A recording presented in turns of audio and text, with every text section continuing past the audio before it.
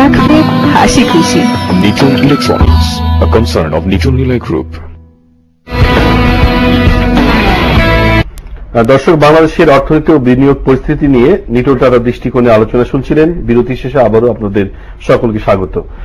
Doctor Ahsan Mansur, আপনি বলছিলেন বাংলাদেশের যে পরিস্থিতি আমরা ভালো অবস্থানের মধ্যে আছি, কিন্তু আমাদের আরো কিছু করণীয় আছে, সে সম্পর্কে বলছিলেন। এই কারণে বলছিলাম যে বাংলাদেশ একটা সন্ধিক্ষণে আছে। আমরা একটা পপুলেশন বুমের ভিতর দিয়ে যাচ্ছি। আমাদের labour force is very rapidly expanding. এই এক্সপ্যান্ডিং লেবার ফোর্সকে যদি আমরা ব্যবহার করতে না পারি এবং ব্যবহার করতে পারলে কিন্তু আমরা 8% 10% গ্রোথে আমরা যেতে পারবো।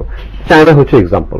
চায়না যখন পপুলেশনটা লেবার ফোর্সটা বার্জিং ছিল, তারা তখন 8% থেকে 10-11% চলে গিয়েছিল, তাদের প্রবৃদ্ধিকে নিয়ে গিয়েছিল, এবং সেটা প্রায় 30 বছর থেকে 40 বছরের মধ্যে স্থায়িত্ব। এখন এটা থমকে যাচ্ছে, কারণ labour force is starting two shrink. China population broom কিন্তু শেষ হয়ে গেছে। তো বাংলাদেশের সামনে কিন্তু 30টা বছর সময় আছে। 30 এই 30 বছরের মধ্যে আমাদেরকে বিরাট কিছু অর্জন না করতে পারলে তারপরে কিন্তু সেই অর্জন আর সম্ভব হবে না। একজন দর্শক আছেন।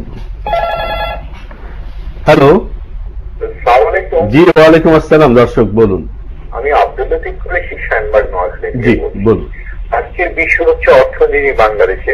তো মাননীয় অতিথিরা আলোচনা করছেন, আমরা দেখতে পাচ্ছি বাংলাদেশের অর্থনীতি খুবই ভালো, যদিও গত 3 মাস বিএনপির যে আন্দোলন ছিল, সে আন্দোলনের অর্থনীতি কিছুটা দুর্বল হয়ে গেছে।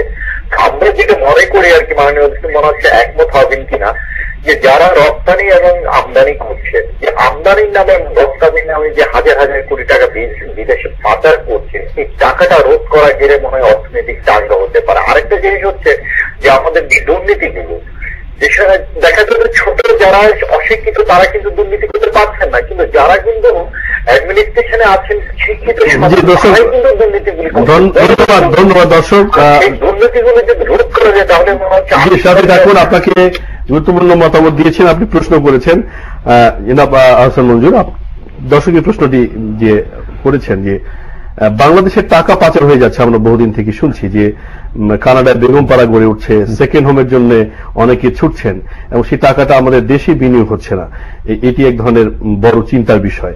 সেটি যদি বিনিয়োগ হতো তাহলে আমাদের প্রবৃদ্ধি বা অর্থনীতি আরো বেশি গতিশীল হতো।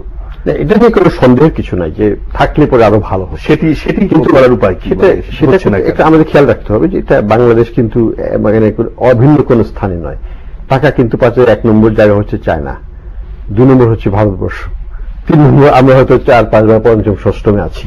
তো এটা একটা ন্যাচারাল ফেনোমেনা। এটা লিমিটেড 1 নম্বর।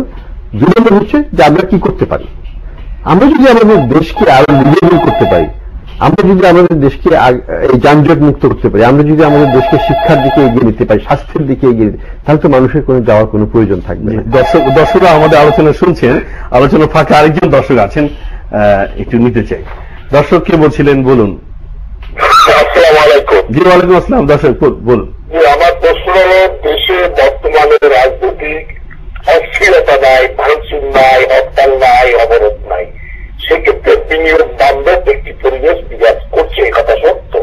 কিন্তু আগামীতে বা কোনো এক সময় রাজনৈতিক দলের মধ্যে যদি মত পার্থক্য হয়, নির্বাচনকে কেন্দ্র করে যদি কোনো সহিংসতা হয়, তাহলে দেশ বিদেশের বিনিয়োগকারীরা এই বিনিয়োগ বান্ধব পরিবেশটা তখন ভেঙে যাবে। তখন কিভাবে একজন বিনিয়োগকারী দেশের অর্থনৈতিক চাকা ঘুরানোর জন্য সুষ্ঠুভাবে বিনিয়োগ করতে পারে, এ বিষয়ে ধন্যবাদ দর্শক, ধন্যবাদ আপনাকে, ধন্যবাদ। যে দর্শক গুরুত্বপূর্ণ কথা বলেছেন যে রাজনৈতিক পরিস্থিতি যদি পরিবর্তিত হয়ে যায়, এখন যে স্থিতিশীল অবস্থা আছে, ঠিক সেই মুহূর্তে বিনিয়োগ বাড়ানোর ক্ষেত্রে কি করণীয় বা ভূমিকা থাকতে পারে? দেখুন, আমাদের এখন একটা স্বস্তিকর অবস্থা আছে, এবং আমি ব্যক্তিগতভাবে মনে করি এটা চেঞ্জ হয়ে অন্যভাবে চেঞ্জ হতে হবে। আগামী 3 বছর ইলেকশন পর্যন্ত এই অবস্থা হয়তো বিরাজ করবে, তখন একটা কিছু হয়তো আবার কিছু চেষ্টা হবে এটাকে অন্যদিকে নেওয়া। তো এই পরিবেশটা একটা উন্নয়নশীল দেশের জন্য এই ধরনের অস্থিতিশীলতা কিন্তু অস্বাভাবিক কিছু নয়। আমরা কিন্তু অনেক দেশেই এটা দেখি, ভারতে আমরা দেখি না, সেন্ট্রাল গভর্নমেন্টে দেখি না, কিন্তু প্রভিন্সিয়াল গভর্নমেন্ট বিভিন্ন স্টেটে আছে। এটা অস্বাভাবিক কিছু নয়।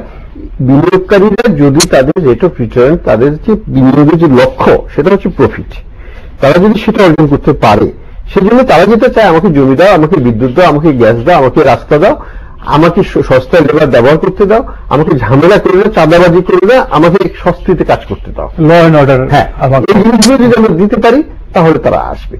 কিছুটা রিস্ক সব বিনিয়োগকারী সব দেশেই নেয়।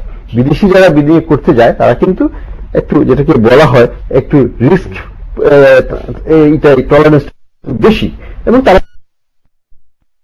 এমন কোনো দেশ নয় যেখানে ভয় পায় যাবার মতো কিছু। এখানে যেসব বিনিয়োগকারীরা অতীতে এসেছে তারা কিন্তু স্বস্তির সাথে ভালো বিজনেস করেছে, কাজে আমাদের ট্র্যাক রেকর্ডও ভালো। কাজে আমি মনে করি যে আমাদেরকে উচিত হবে এখন আমাদের দেশকে সামনে লোকের সামনে পরিচিতি করে দেওয়া, দু একটা ফ্ল্যাগশিপ কিছু ইন্ডাস্ট্রিকে বাংলাদেশে নিয়ে আসা। আমাদের দেশে একটা ফ্ল্যাগশিপ ফরেন ইনভেস্টমেন্ট হয় নাই, সেটা আমাদের দুর্ভাগ্য। আমরা যদি দু তিনটাও থাকতো আমাদের, তাহলে সেটাকে কেন্দ্র করে অনেক কার্যক্রম আমরা করতে পারি। সিএম কায়েস্লামী, আমরা বিদেশে শ্রম রপ্তানি করছি, আমাদের শ্রমিকরা বিদেশে কাজ করছে এবং তারা অনেক টাকা পাঠাচ্ছে। আমাদের বর্তমানে রিজার্ভ $26 বিলিয়ন বেশি। এটি নিয়ে আমরা একটা আমাদের সফলতার কথা বলি, যে সাফল্যের পরিচয় দিই। এই পরিস্থিতিকে আপনি কিভাবে দেখেন? এক ধরনের আশঙ্কাও তো আছে মধ্যপ্রাচ্য জুড়ে, যে আমাদের উত্তেজনা দেখছি এখন আইএস, এবং আমরা সৌদি আরব পর্যন্ত বন্দী হতে দেখি, অস্থিরতা এক ধরনের সৃষ্টি হচ্ছে, টেনশন তৈরি হচ্ছে এইখানে, এবং বিশাল সংখ্যক মানুষ অভিবাসী হয়েছে, তাদের ইউরোপের দিকে ছুটছে, সেখানে বাঙালিরাও আছে। তো বিশ্ব পরিস্থিতির যে রাজনৈতিক পরিস্থিতি যদি একটু পরিবর্তিত হয়, সেক্ষেত্রে আমাদের যে বৈদেশিক নির্ভরতা, বৈদেশিক যে আমরা উপার্জনের উপর নির্ভর করছি, সে জায়গায় কি একটা বড় সংকট সৃষ্টি হতে পারে কিনা, এবং সেটি নাটকীয় এক ধরনের আমাদের মোড় অর্থনীতি দিতে পারে কিনা? আমাদের সেই আশঙ্কা, বিদেশে যেসব আমাদের কর্মী ভাই বোনেরা আছেন অথবা যারা রেমিটেন্স পাঠান, অফিসিয়ালি প্রায় 75 লক্ষ, কিন্তু আনঅফিসিয়ালি প্রায় 1 কোটির কাছাকাছি। এবং এরা কিন্তু ম্যাক্সিমাম আমাদের এরা দেশগুলোতে আছেন। এরা দেশগুলোতে পরিস্থিতি চেঞ্জ হচ্ছে, হ্যাঁ, কিন্তু আমি মনে করি এটা কিন্তু খুব আমাদের জন্য একটা অ্যালার্মিং, বা সেই সাথে একটা সুখবরও আছে যে ইউরোপে কিন্তু প্রচুর এখন তাদের যে আপনার